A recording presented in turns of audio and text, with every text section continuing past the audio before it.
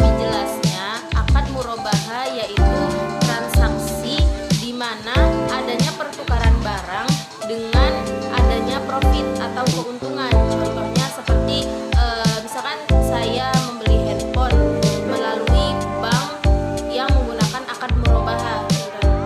Nah, lalu bank tersebut memberikan harga itu melebihi dari harga yang ia beli dari supplier sebelumnya. Misalkan bank tersebut membeli handphone seharga 5 juta. Nah, bank tersebut menjual kepada saya itu dengan harga 5.500.000. Nah, itu jumlah 500 itu sebagai keuntungan yang diperoleh oleh bank dari penjualan HP tersebut. Tapi dalam akad murabahah itu adanya transparansi dalam pengambilan keuntungan. Contoh kan tadi misalkan si bank mengambil handphone dari supplier itu harganya 5 juta dan bank mengambil keuntungan itu 500. Nah, si bank itu menegaskan keuntungan yang diperoleh oleh bank tersebut. Saya membeli HP dengan harga 5 juta dan saya mengambil keuntungannya 500. Jadi adanya transparansi antara penjual dan pembeli. Gitu, teman-teman. Tapi berbeda dengan transaksi jual beli yang tidak menggunakan akad murabahah. Jadi kalau artinya dengan menggunakan akad konvensional. Jadi kalau misalkan menggunakan akad konvensional itu tidak adanya transparansi antara penjual dan pembeli dalam pengambilan keuntungan yang didapatkan oleh penjual. Jadi seperti itu, teman-teman, perbedaan antara akad murabahah dan transaksi jual beli dengan menggunakan akad murabahah dan dengan tidak menggunakan akad murabahah. Itu bedanya sangat berbeda karena tidak adanya transparansi kalau misalkan akad konvensional. Jadi akad murabahah itu transaksi jual beli biasa dengan adanya pertukaran barang dan adanya pertukaran uang dengan menghasilkan profit yang dihasilkan oleh penjual. Akad yang kedua yaitu akad syirkah yang meliputi akad musyarakah dan akad mudharabah. Akad mudharabah dan akad musyarakah itu dinamakan akad syirkah karena dalam akad mudharabah dan dalam akad musyarakah itu terdapat dua orang yang saling bersekutu dalam berusaha. Artinya dalam mengembangkan usahanya dia itu saling bekerja sama atas usahanya. Nah, dalam akad syirkah yaitu dalam akad mudharabah dan akad musyarakah itu adanya kerjasama antara double pihak atau antara kedua pihak. Jadi syirkah itu persekutuan antara satu orang dengan orang yang lain. Jadi dua orang yang saling bekerja sama untuk mengembangkan usahanya. Nah, akad mudharabah dan akad musyarakah itu sama, adanya double pihak dalam mengembangkan usahanya, tapi berbeda dengan teknis atau pelaku yang ada di dalam kedua akad tersebut. Nah, perbedaan antara akad mudharabah dan musyarakah, kita ke akad mudharabah dulu. Jadi akad mudharabah itu yang pertama dilihat dari pelaku yang ada di dalam akad tersebut. Pelaku yang ada di dalam akad mudharabah itu ada shahibul mal yang memberikan dana. Nah, yang kedua itu ada mudharib yang mengelola dana. Jadi si shahibul mal itu tidak bekerja, yang bekerja itu hanyalah mudharib yang yang memberikan tenaganya dan memberikan skill yang dia punya. Jadi shahibul mal itu hanya memberikan uang atau dana modal lalu diberikan kepada mudharib untuk mengelola dana. Yang mengelola usahanya itu hanyalah mudharib.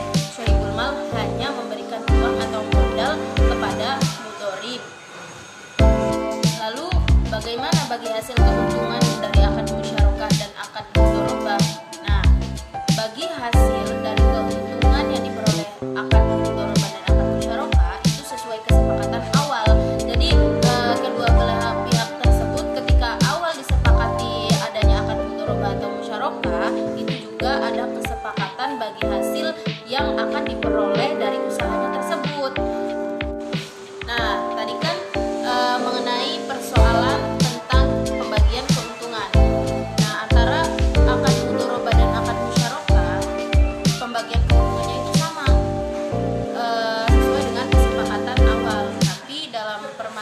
kerugian antara akad mudoroba dan musyarakah itu berbeda. Nah, kalau akad mudoroba itu kerugian seluruhnya ditanggung oleh sohibul mal. Kenapa ditanggung sepenuhnya oleh sohibul mal? Karena dalam konteks kerugian itu mudorib rugi akan usahanya, terus rugi tenaganya, terus rugi waktunya. Jadi semua kerugian itu ditanggung oleh sohibul mal yang memberikan dana untuk usaha tersebut. Nah, kalau akad musyarakah, kerugian itu ditanggung oleh keduanya. Jadi kan akad musyarakah kan tadi saling memberikan modal dan saling berusaha dan saling mengelola modal itu, mengelola dana tersebut. Jadi dalam akad musyarakah itu dalam kerugian sama-sama menanggung kerugian karena keduanya saling memberikan modal dan saling mengelola modal yang telah diberikan. Nah, kalau akad murabahah mengenai kerugian itu semuanya sepenuhnya ditanggung oleh dirinya sendiri. Nah, misalkan saya menjual barang pada orang, lalu orang membayar dengan harga yang sudah ditentukan oleh saya sendiri, dan saya itu sepenuhnya berani untuk menanggung keuntungan dan menanggung kerugian yang sudah ditentukan oleh harga yang disepakati dari akad murabahah tadi. Nah, dalam konteks keuntungan dalam akad murabahah itu ada yang secara tunai dan ada yang secara cicil. Kalau secara tunai itu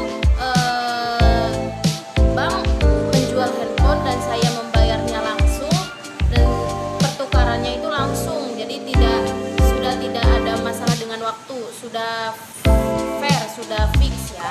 Nah, lain dengan cara cicil. Kalau dengan cara cicil itu atau tanggung ya, itu pertukaran antara barang dan uangnya itu ada waktu. Jadi barangnya dikasihkan dulu, tapi membayarnya itu dengan cara cicil. Jadi tidak langsung semua harga dari barang itu semua dibayar, tapi dengan cara mencicilnya.